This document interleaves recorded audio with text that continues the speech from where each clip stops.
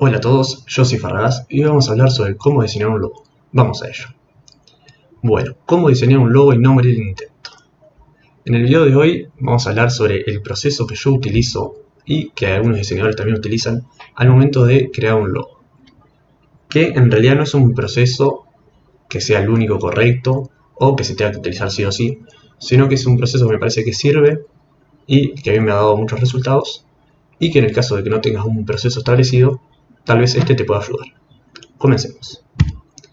Bueno, durante este video aprenderás por qué es importante la investigación antes de diseñar, que me parece en sí lo más importante de todo el video, porque mucha gente no utiliza el proceso de investigación y está perdiendo lo que genera las bases del diseño, que en realidad si te lo salteás podés ir directamente a diseñar, sí, pero el problema es que vas a tener un diseño que tal vez funcione y tal vez no, pero le estás dejando más que nada a la suerte. También vamos a aprender cómo darle un estilo único al logo del periodo de bocetaje. Y acá vamos a hablar sobre algunos tips que yo utilizo y que me parece que funcionan para crear ideas únicas y que sirvan para desarrollar nuevos caminos de opciones de logos que podés hacer. También cómo llevar ese logo al mundo real para ver si funciona correctamente. Y esos problemitas que te pueden dar ya llegando al final de tu proyecto y darte cuenta que el logo no se aplica correctamente o que tiene algunas fallas. Eso también lo hablaremos más al final del video. Entonces, yo lo único que quiero pedirte es que si la información de este video te fue útil, le des un me gusta al video y que lo compartas con alguna persona que sientas que le puede servir esta información y que también le interesa el diseño gráfico, porque en este video y en los próximos videos vamos a hablar sobre procesos creativos y demás. Entonces, ¿cuál es el proceso creativo detrás de la creación de un logo? Como dije, este proceso es el que yo utilizo y que mediante una investigación me di cuenta que se repetía en los distintos creadores, o los distintos diseñadores, y por eso lo quería compartir con ustedes, que el proceso está conformado por tres partes. El de investigación, que como hablaremos adelante, va a ser lo que ponga las bases de tu diseño. El diseño, que va a ser más que nada, no es diseñar, vectorizar el logo, sino el periodo de bocetaje y de creación de ideas, y cómo liberarte en esa parte de creativa te ayuda a generar logos únicos. Y el periodo de producción, que ahí ya es más crear los elementos que la marca te pide o necesita. Bueno, investigación. La parte más importante del proceso. Aquí vas a marcar las bases de tu diseño. Como dijimos, mediante la investigación vas a conseguir un montón de información o de elementos que ya luego en el proceso de bocetaje o de creación del logo vas a poder volver a ello y decir, bueno, estoy cumpliendo con lo que determiné en el periodo de investigación. Entonces en este periodo lo que vas a hacer es buscar referencias, estudiar la competencia, crear mood board y definir la marca. Entonces vamos uno por uno. Buscar referencias ya puede ser, como dijimos, de la competencia. Ver, bueno, en ese sector, por ejemplo, yo necesito crear un logo para una panadería. Entonces, al estudiar a la competencia puedo ver, bueno, qué paleta de color utilizan, qué elementos se repiten en sus logos, para decir, bueno, hay elementos que puedo utilizar o hay elementos de los que me tengo que alejar y buscar nuevos para crear un logo único y que se diferencie de los demás. Y buscar referencias y el mood board también es una herramienta que puedes utilizar para crear la estética visual que vos sentís que es necesaria para ese logo. Que al crear el mood board no tiene por qué ser con elementos, por ejemplo, solo de panaderías. Podés buscar de otros sectores porque te gusta un elemento en particular o cómo utilizan algo y lo puedes tener en cuenta para implementarlo. Y por supuesto definir la marca, lo más importante de todo. Bueno, ¿qué necesita la marca? ¿Qué mensaje quiere dar? ¿Cómo lo va a dar? ¿Y para qué público está destinado esta marca? Porque no es lo mismo una marca que va a vender elementos de lujo a que una marca va a ser más destinada para niños y cosas para ese sector. Entonces hay que tener bien claro lo que va a representar nuestro logo más adelante. Entonces, gracias a estos elementos comienzas a generar opciones de caminos que puedes tomar. Que por eso dijimos, por la investigación es crear un abanico de opciones. Que obviamente no van a ser las únicas opciones que vamos a tomar en cuenta para crear logo, pero sí que pueden ser bastante fuertes porque tienen un peso conceptual detrás de la idea. Entonces, la segunda parte lleva la parte de diseñar. Es momento de bocetar y copiar ideas de otras creaciones. Acá yo utilizo un proceso al momento de bocetar, que el primero es dejar fluir a la creatividad. Comenzar con ideas muy generales de lo que querés hacer y ir viendo qué ideas funcionan, cuáles salen y cuáles no.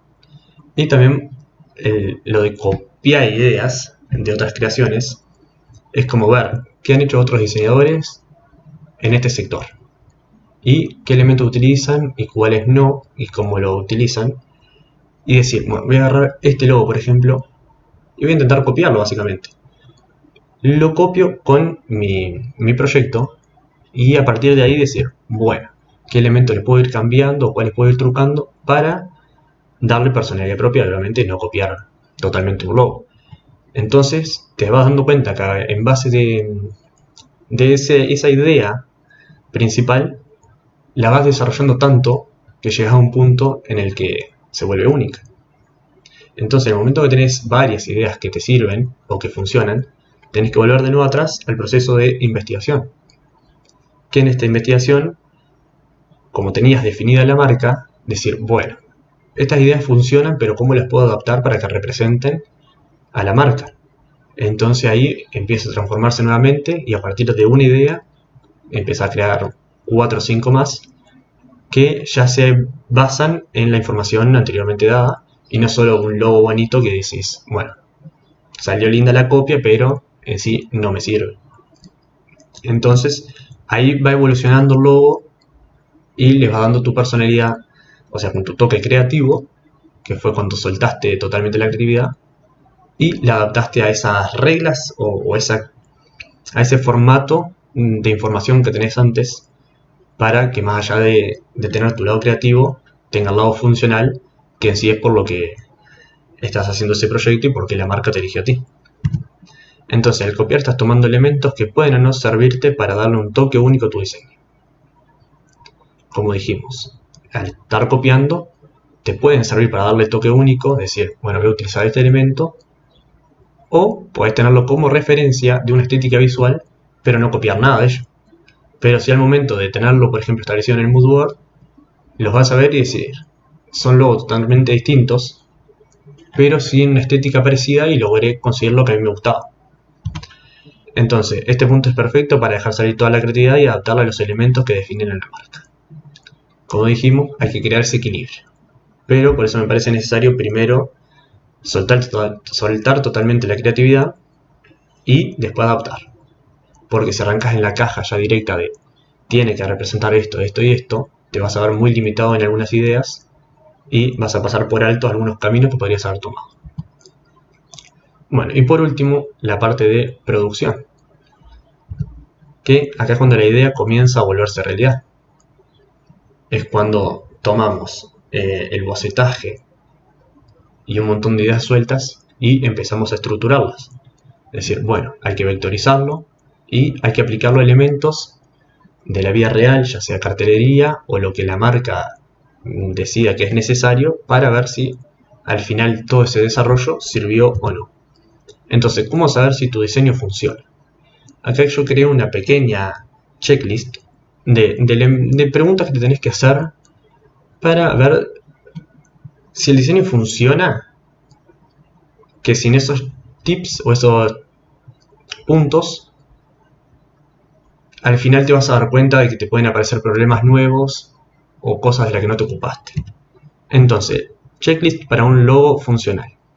Primero, tenés que determinar si el logo es simple, porque a lo mejor el logo requiere mucho detalle y gran cantidad de elementos para representar esa marca, pero por ejemplo la marca solo va a funcionar en las redes sociales y te das cuenta que ese logo en el icono en las redes sociales no sirve, porque todo el detalle se pierde y se deforma todo el logo hasta tal punto en que no se reconoce del todo lo que está representando. Entonces ahí tenés que hacer un parate y decir, bueno, ¿cómo puedo cambiar este logo con tanto detalle? ¿Cómo lo puedo simplificar sin que pierda su esencia? Y si pierde la esencia, ahí se van a dar cuenta de que en realidad el logo del todo no funcionaba, porque era muy complejo y era muy frágil. Entonces ahí hay que volver un poquito para atrás. También es adaptable. Por ejemplo, les tocó hacer un logo tipográfico, como es mi nombre, por ejemplo, Farragás. Pero al momento de poner las redes sociales, yo si intento poner mi logo, la palabra Farragás queda muy perdida y pierde impacto. Entonces mi logo tiene que ser adaptable, como por ejemplo utilicé la inicial, para crear un logo que funcione en tamaños pequeños y que no pierda esa fuerza, sino que hasta gane más característica de reconocimiento y que cuando lo ven llame más la atención la F sola que el Farragás completo. Entonces hay que ver, dependiendo de las necesidades de la marca, bueno, ¿lo hacemos adaptable o funciona así porque va a ir solo en cartelería muy grande y se puede ver logo completo siempre? Entonces, ¿cumple los conceptos de la marca? Como dijimos, si después de simplificar el logo y hacerlo adaptable, por ejemplo, utilizando solo la sigla, vemos que el logo pierde toda personalidad y la fuerza y la representación de la marca, es como hay que volver las casillas atrás y empezar ese proceso hasta que llegamos hasta ese tercer punto y cumpla con todo. Y por último, si el logo es único. Porque puede pasar que al simplificarlo y adaptarlo, el logo quede tan simple que pierda fuerza y quede como un logo bastante genérico y que no se diferencie o se destaque por ningún motivo. Entonces me parecen los 4 puntos bastante importantes que cuando se cumplen, más allá de si el logo queda lindo o no, está demostrado que el logo funciona. Entonces, después de comprobar que el logo individualmente funciona, hay que crear los elementos necesarios, como dijimos. Bueno, ¿qué necesita la marca? Entonces acá haces una división.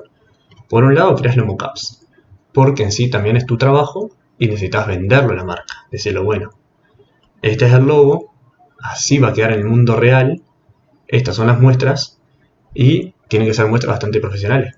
Y hoy en día tenemos la capacidad de encontrar mockups gratis, de gran nivel, entonces ya no hay como una excusa de, bueno, no le gustó porque no puede mostrar bien cómo queda el logo, por ejemplo, en un cartel luminoso, cuando tenés la posibilidad de hacerlo.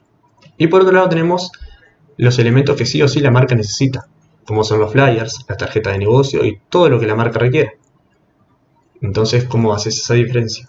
Bueno, en el mockup te muestro más elementos que más adelante te pueden servir o para que vean que se aplica en más cosas de lo que ustedes necesitan. Pero como ustedes me pidieron estos elementos, yo se los traje. Se los diseñé especialmente para eso y ven que el logo funciona y se aplica correctamente con toda la estética visual. Entonces hay una línea que conforma todo y no son elementos sueltos simplemente, o no le estás dando solo un logo en blanco y negro y decir, bueno, imagínense cómo se va a ver la marca porque no me tomé la molestia de hacerlo. Y listo, ya tenés tu logo y entonces cuando ya completaste este proceso, en realidad al presentarlo a la marca ya no queda mucho más para hacer porque el logo funciona, está completo y ya queda más a si a la marca le gusta o no le gusta, que es un criterio bastante básico porque al logo puede no gustarle, pero si cumple con todos los ideales de la marca no debería haber ningún problema, pero nunca está descartado, suele ocurrir, así que no queda mucho por hacer, pero sí hay que quedarse tranquilo de que el proyecto tuyo o tu trabajo quedó completo y lo mejor posible. Entonces, eso es el proceso que yo utilizo para diseñar un logo y que me parece que les puede servir mucho. Así que si les gustó el video, como dije, espero que le den me gusta y que lo puedan compartir con alguien a quien sí le interese también.